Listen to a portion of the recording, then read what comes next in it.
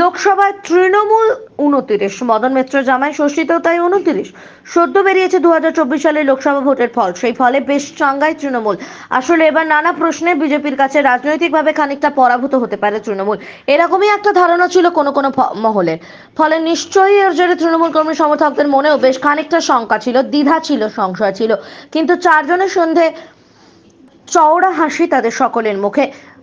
আগের বারের চেয়ে এ রাজ্যে বিজেপির আসন কমেছে, পলিটিক্যাল গেইন হয়েছে ঘাসফুল শিবিরের। আর এর রকম একটা ভোটের ফল বেরোনোর পরই বাঙালির অন্যতম বড় উৎসব জামাই ষষ্ঠী। আজ বুধবার সেই পারিবারিক উৎসব, আর তাই সবটা মিলিয়ে সেলিব্রেশন ভবানীপুরে। লোকসভা ভোটে তৃণমূলের এই উজ্জ্বল ফলের প্রেক্ষিতেই ভবানীপুরে 62 পল্লী পুজো প্রাঙ্গণে বুধবার স্পেশাল 29 জোড়া মেয়ে জামাই বরণ করবেন পুরোদস্তুর শ্বশুরের ভূমিকায় এবং শ্বশুরের পোশাকে থাকা মদন মিত্র। এছাড়া উপস্থিত ছিলেন হুগলি লোকসভা কেন্দ্রের জয়ী তৃণমূল কংগ্রেস প্রার্থী তথা বাংলার দিদি নাম্বার 1 রচনা ব্যানার্জি। জানা গিয়েছে বরকনে আসবেন বিয়ের বেশে। এরা সকলেই ভবানীপুর বিধানসভা কেন্দ্রের দুস্থ পরিবারের সদস্য।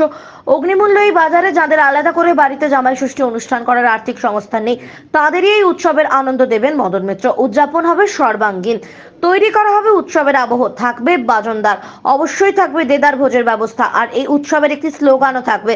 জানা গিয়েছে অনুষ্ঠান আয়োজন চলাকালীন মাঝে মাঝেই স্লোগান উঠবে, এসো মোদি দেখে যাও, বাংলার কালচার বুঝে যাও। ভবানীপুর থেকে বিশ্বজিতের রিপোর্ট, RGM নিউজ।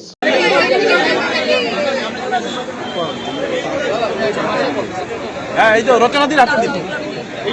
এদিকে এদিকে এদিকে এদিকে হ্যাঁ হ্যাঁ এদিকে এদিকে দাও, এদিকে দাও, এদিকে এদিকে ওই পয়সাটাকে দাও, আমরা ছবিটা হয়ে যাবে। তোমার ডান দিকে ঘুরে দাও, এদিকে রচনাদি, এইদিকে ঘুরে একবার মোবাইলটা পিছাও। রচনাদি এইদিকে ঘুরে, রচনাদি দিদি আপনি নিন নিন নিন নিন নিন। এই কি হচ্ছে না, মহল্লা দেখা যাচ্ছে না। এই যে নাকি এই যে এই যে আরে ওটা মানে কি দিদি আরেকবার নিন। আজ বাংলার এই বাঙালি করে একটা অত্যন্ত প্রিয়, মধুর, পবিত্র, যার একদিকে বন্ধন, আরেকদিকে জীবনের সংগ্রাম, সেই জামাই ষষ্ঠী। আজ জামাই ষষ্ঠী, মোদি জামাই ষষ্ঠী করে না, কিন্তু আমরা করি।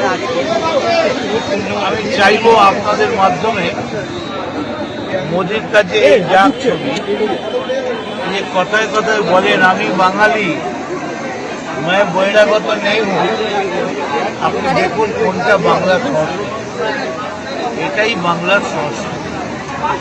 আজ জামাই ষষ্ঠীতে জামাইদের চিংড়ি, ইলিশ, দই, রসগোল্লা খাওয়ানো হবে এবং এটাই বাংলার চিরনবীন, চিরপ্রবীণ সংস্কৃতি এবং এই বাংলার সংস্কৃতির ওপরেই বাংলার ভিত, বাংলার স্তম্ভ দাঁড়িয়ে আছে। এইটা মমতা ব্যানার্জির নিজের ওয়ার্ড, মমতা বন্দ্যোপাধ্যায় এই ওয়ার্ডেই থাকলেন, অভিষেকও থাকলেন।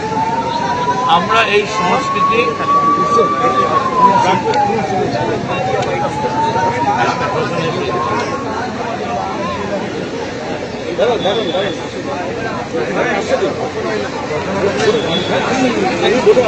বলে খারাপ দেখা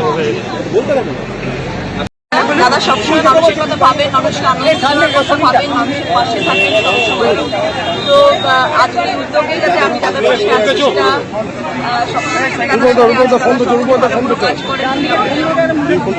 করেন রচনার আশাকে আমি সবসময় দাদার সঙ্গে কাজে আমরা চেষ্টা করি যাতে কলকাতায় থাকি। আজকে সৌভাগ্যবশত আমি ফ্রি ছিলাম এবং আমি তাদেরকে বললাম যে আপনার এই অনুষ্ঠান হচ্ছে এবং যারা আজকে আমাদের করছেন তারা ভীষণ আনন্দে আছেন। আমি আজকে এসেছি বলে এবং সবার কাছে একটুখানি খাবার পরিবেশন করতে তাদের আনন্দ এবং আমার খুব ভালো লাগছে। এখন আপনার বাড়ি, অফিস এবং দোকানকে সুরক্ষিত রাখুন টোটাল সিকিউরিটি সলিউশনের সাথে। আমরা বিভিন্ন নামি দামি ব্র্যান্ডের সিসিটিভি ও সিসিটিভি সংক্রান্ত যাবতীয় অ্যাক্সেসরিজ বিক্রয় করার পাশাপাশি সার্ভিসও প্রোভাইড করে থাকি। টোটাল সিকিউরিটি সলিউশন একটি নির্ভরযোগ্য প্রতিষ্ঠান যা 24/7 সার্ভিস প্রোভাইড করে থাকে।